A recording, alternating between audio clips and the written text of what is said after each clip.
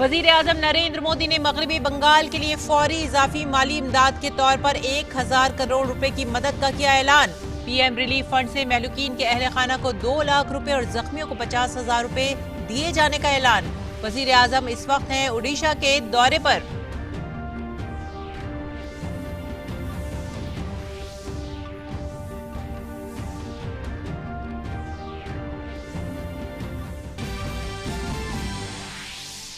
मरकजी वजीर सेहत डॉक्टर हर्षवर्धन ने आलमी सेहत तंजीम के एग्जीक्यूटिव बोर्ड के चेयरमैन के तौर पर संभाला चार्ज। कहा, मुस्तकबिल के तिब्बी चैलेंजों से निपटने के लिए है मुश्तरका कोशिशों की जरूरत।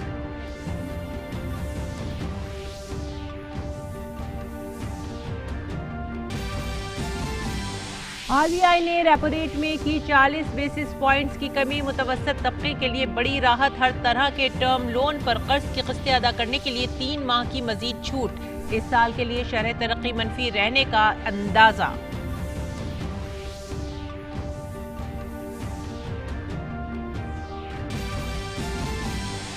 रेल मुसाफिर आज से मरहलेवार तरीके से बुकिंग काउंटर से भी हासिल कर सकते हैं टिकट। कॉमन सर्विस सेंटर और एजेंट के जरिए भी आज से हो रही है टिकटों की बुकिंग। तय जवाबित के तहत चलाई जा रही हैं श्रमिक ट्रेनें।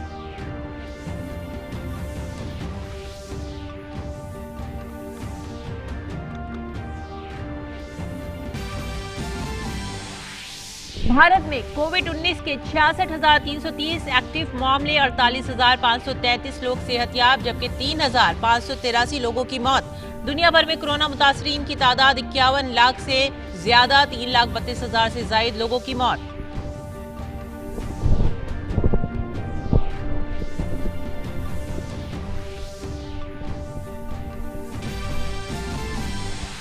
पाकिस्तान इंटरनेशनल एयरलाइंस का मुसाफिर बरदार तैयारा लाहौर से कराची जाते हुए हादसे का शिकार। तैयारे पर 100 से जायद लोग थे सवार।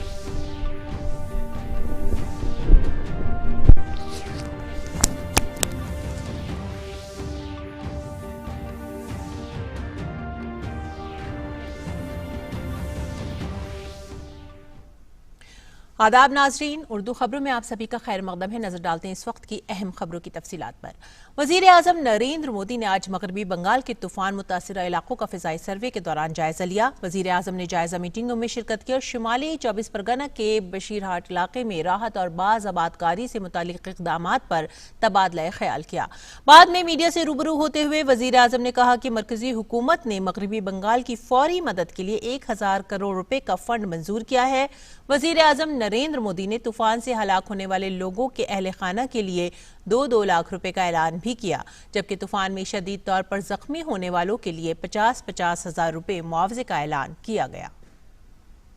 तत्काल जो इस संकट की घड़ी में राज्य सरकार को कठिनाई न हो, इसके लिए एक एडवांस असिस्टेंस के रूप में 1000 करोड़ रुपया भारत सरकार की तरफ से व्यवस्था की जाएगी। साथ साथ जिन परिवारों ने अपने स्वजन खोए हैं, उन परिवारों को प्रधानमंत्री राहत कोष से 2 लाख रुपया और जिन लोगों को इंजरी हुई है उनको 50,000 रुपये तक की सहायता देने का भी हम प्रधानमंत्री राहत कोष से करेंगे। वजीर आजम ने कहा कि मरकज और रियासती हुकूमत लोगों की हर मुमकिन मदद के लिए मुश्तरका तौर पर काम कर रही है। वजीर आजम ने तूफान से होने वाले जानी नुकसान पर अफसोस का इजहार भी किया। वजीर आजम नरेंद्र मोदी ने वजीर आला ममता बनर्जी की क़यादत की सताइश की, जिनके मौसर इक़दामात की बिना पर कम से कम जानी और माली नुकसान हुआ है। वजीर आजम मोदी ने कहा कि मगरबी बंगाल कोरोना वायरस और तबाहकुन तूफान दोनों चैलेंजेस से नबर्द आजमा है। इस दौरान वजीर आजम ने लोगों से घरों तक महदूद रहने पर जोर दिया ताकि कोविड-19 के खिलाफ लड़ाई जारी रखी जा सके। वजीर आजम ने कहा कि लोगों के कम से कम जानी नुकसान को यकीनी बनाने के लिए तूफान से मुतासिर इलाकों से बाहिफाजत मुंतकली भी एक बड़ा चैलेंज है।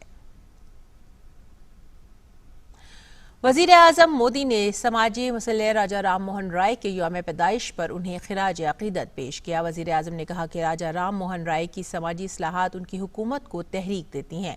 वजीर आजम ने रियासती हुकूमत से तमाम शहरियों की फलाह बहबूद को यकीनी बनाने के लिए जोर दिया।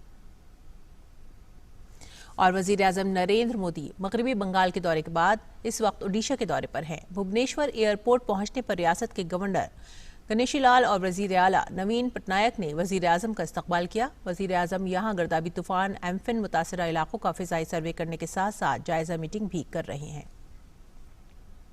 आगे बढ़ते हैं अगली खबर की तरफ। मरकजी वजीर सेहत डॉक्टर हर्षवर्धन आलमी सेहत तंजीम के एग्जीक्यूटिव बोर्ड के सरबराह मुकर्रर किए गए हैं। उन्होंने आज 34 रुकनी एग्जीक्यूटिव बोर्ड के चेयरमैन का ओहदा संभाल लिया है। दुनिया भर में कोरोना वबा के दौरान भारत के वजीर सेहत को ये जिम्मेदारी सौंपना काफी अहमियत का हामिल है। इलाकाई ग्रुपों के दरमियान सदारती ओहदा 1 बरस के लिए बाकायदा तौर पर सौंपा जाता है।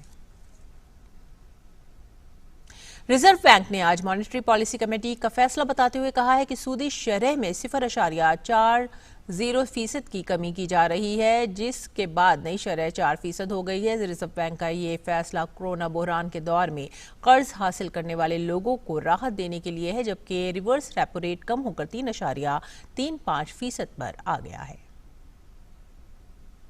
साथ ही रिजर्व बैंक ने कर्ज किस्तें चुकाने के लिए रियायतें 3 माह की तौसी कर दी है। और भारतीय रेल के मुसाफिर आज से टिकट विंडो से भी टिकट हासिल कर सकते हैं। रेलवे के टिकट बुकिंग काउंटर खुल गए हैं। अब मुसाफिर कॉमन सर्विस सेंटर और रेल काउंटर से भी इन्हें खरीद सकते हैं। साथ ही IRCTC के मंजूर शुदा एजेंट के जरिए भी टिकटों की बुकिंग शुरू हो गई है। मकामी लोगों की जरूरत के पेश नजर टिकट काउंटर खोले जाने की हिदायत जारी कर दी गई हैं, लेकिन टिकटों की खरीदारी के वक्त मुकम्मल तौर से सोशल डिस्टेंसिंग का ख्याल रखने के लिए भी हिदायत जारी की गई हैं। वजारत सेहत के मुताबिक भारत में कोविड-19 के एक्टिव मामलात की तादाद बढ़कर 66,330 हो गई है। इसी के साथ सेहतयाब होने वाले मरीजों की तादाद भी बढ़कर 48,533 तक जा पहुंची है।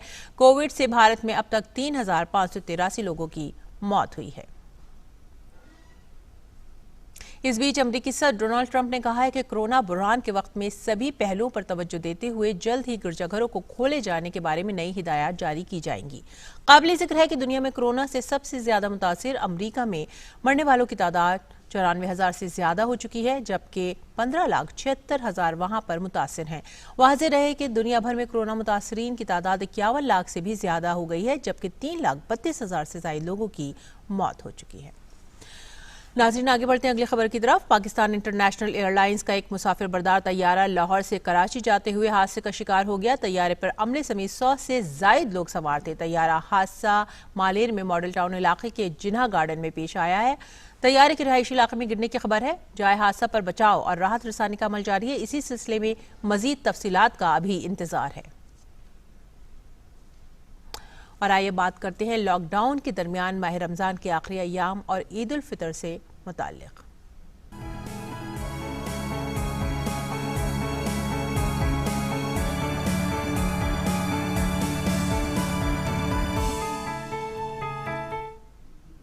रमजानुल मुबारक अब हमसे रुखसत हो रहा है। आज जमातुल विदा की नमाज भी घरों में ही अदा की गई। इसी के साथ ही ईद उल फितर की तैयारियां भी शुरू हो चुकी हैं, लेकिन इस बार ईद के दिन की सरगर्मियां भी कोविड-19 के सबब कुछ मुख्तलिफ हैं। उलमा इकराम ने लॉकडाउन के दरमियान ईद की नमाज भी निहायत सादगी के साथ घरों में ही अदा करने की अपील की है। रमजानुल मुबारक का मुक़द्दस महीना अपने इख्तिताम को पहुँच रहा है। फर्जंदान तौहीद ने रमज़ान के आखिरी जुमा यानी जुमातुल विदा की नमाज भी कोविड-19 के पेश नज़र सोशल डिस्टेंसिंग को मलहूज रखते हुए इंतहाई सादगी से अपने घरों में अदा की। मुल्क में लॉकडाउन के सबब उलमाए किराम ने आम लोगों से अपील की है कि जिस तरह से उन्होंने हुकूमत की हिदायत पर अमल करते हुए सोशल डिस्टेंसिंग का पूरा ख्याल रखा और रमज़ान के दौरान घरों में रहकर नमाजों और दीगर इबादतों का एहतमाम किया, उसी तरह ईद उल फित्र की नमाज भी निहायत सादगी के साथ अपने घरों में ही अदा करें। ईद के ताल्लुक से हम सब जानते हैं कि ईद उल फित्र पर ईदगाह में जाकर नमाज अदा की जाती है, लेकिन इस वक्त क्योंकि ईद जो है लॉकडाउन के अंदर आ रही है, तो इस वक्त हमारे तमाम हिंदुस्तान के बड़े उलमा ने और हमारे अभी दारुल क़ज़ा के उलमा ने ये बात बैठकर मशवरे में तय की है, जिस तरह लॉकडाउन के अंदर अभी तक लोग नमाजें पढ़ रहे थे, इसी तरह अपने अपने घरों के अंदर और मस्जिदों में जो 5 अफराद नमाज पढ़ रहे थे वही नमाज ईद के दिन पढ़ेंगे। मस्जिदों में 5 अफराद पढ़ लेंगे और जिन घरों के अंदर कोई ईद की नमाज पढ़ाने वाला अगर है तो वो ईद की नमाज पढ़ा दे। और ईद के बाद खुतबा दिया जाता है, मुख्तसर खुतबा दे सकते हैं, देख कर भी पढ़ सकते हैं, छपा हुआ देख सकते हैं, और मोबाइल के अंदर भी अगर कोई खुतबा है तो उसको भी देख कर पढ़ सकते हैं। और अगर खुतबा नहीं भी पढ़ें तो इंशाअल्लाह ईद की नमाज हो जाएगी। उलमाए किराम का कहना है कि घरों में ईद की नमाज पढ़ने के लिए ज़रूरी तादाद ना हो या नमाज पढ़ाने वाला कोई ना हो तो 2 रकात या 4 रकात चाश्त की नमाज अदा करें। साथ ही मुल्क और दुनिया भर में कोविड-19 से लोगों की हिफाजत के लिए दुआ करें। ईद की नमाज पढ़ाने वाला अगर मौजूद ना हो तो 2 रकात या 4 रकात नमाज चाश्त की हम अपने घरों पर तन्हा अदा करेंगे। दुआ करें, रमज़ानुल मुबारक का आखिरी अशरा चल रहा है, इसमें ताक़रातें भी हैं। दुआ करें कि इस वबाई मर्ज़ से पूरे मुल्क की और पूरी दुनिया की अल्लाह तबारक व तआला हिफाजत फरमाए। रमज़ान में भूखे प्यासे रहने से समाज के गरीब और नादार अफराद की बेचारगी और कसम पुरसी का एहसास भी दिल में पैदा होता है। रमज़ान के रोज़ों की तकमील के साथ गरीबों और ज़रूरतमंदों को सदक़े फ़ित्र की अदायगी ज़रूरी है। यही वजह है कि उलमा ईद की नमाज से पहले सदक़े फ़ित्र अदा करने पर जोर देते हैं ताकि गरीबों को भी अपनी खुशियों में शामिल किया जा सके। ईद के मौके पर गरीबों को, मोहताजों को ज़रूर याद रखिए। कोई भी आपके महल्ले में, आपके पड़ोस में, आपके गांव में, आपके ताल्लुक़ वालों में कोई भी ईद के दिन भूखा न रहने पाए, इसकी पुकार फिक्र कीजिए। जिन लोगों ने सदका फितर अदा कर दिया है अल्लाह उसको कबूल फरमाए। अगर सदका फितर अदा नहीं किया है तो सदका फितर अदा कीजिए। बाजारों और दुकानों में भीड़ भाड़ न होना इस बात की इलामत है कि लोग इस मर्तबा ईद उल फित्र इंतहाई सादगी से मनाने जा रहे हैं। Bureau report, DD news Urdu खबरें। रमज़ान का एक अहम पैगाम गरीबों और ज़रूरतमंदों की मदद करना भी है और इसी के पेश नज़र रमज़ान के मुक़द्दस महीने में बेंगलुरु में कई नौजवान शॉपिंग पर खर्च ना करके कोरोना से मुतासिर ज़रूरतमंद लोगों की मदद कर रहे हैं। वहीं दूसरी तरफ फैशन डिज़ाइनर ईद के लिए खुसूसी मास्क तैयार करने में भी मसरूफ़ हैं। ये हैं आफरीन और आलिया। ये दोनों बहनें हर साल रमज़ान के महीने में रोज़ा रखती हैं और खूब इबादत करती हैं और ईद का बेसब्री से इंतज़ार भी करती हैं। ये दोनों ईद की ख़रीदारी में खूब दिलचस्पी रखती हैं और नए फैशन के पोशाक खरीदना इनकी कमज़ोरी है, जैसे कि ये खूबसूरत गाउन और इसके साथ ये गहने। लेकिन इस साल इन दोनों बहनों ने ये फैसला किया है कि वो इस साल अपनी ख़रीदारी पर होने वाला खर्च बचाकर कोरोना वबा की जद में आए मुतासरीन की मदद करेंगी।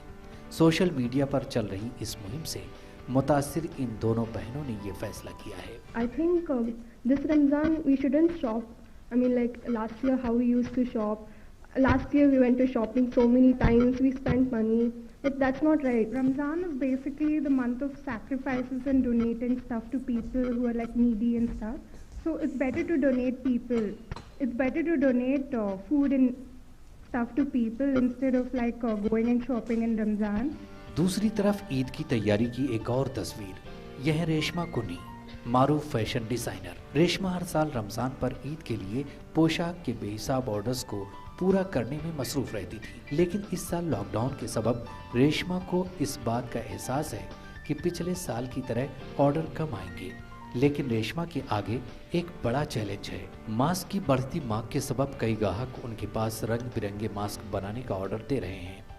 कई लोग रमज़ान के दौरान ये मास्क ज़रूरतमंद लोगों में तकसीम कर रहे हैं, तो कई मास्क को ईद के तोहफे यानी ईदी के तौर पर देना चाहते हैं। रेशमा अपने बुटीक में बनने वाले तमाम पोशाक के साथ मैचिंग मास्क मुफ्त दे रही हैं। मैं इनकरेज कर रही हूँ कि लोग मास्क पहने, क्योंकि मैं मैचिंग मास्क दे रही हूँ ड्रेस के साथ।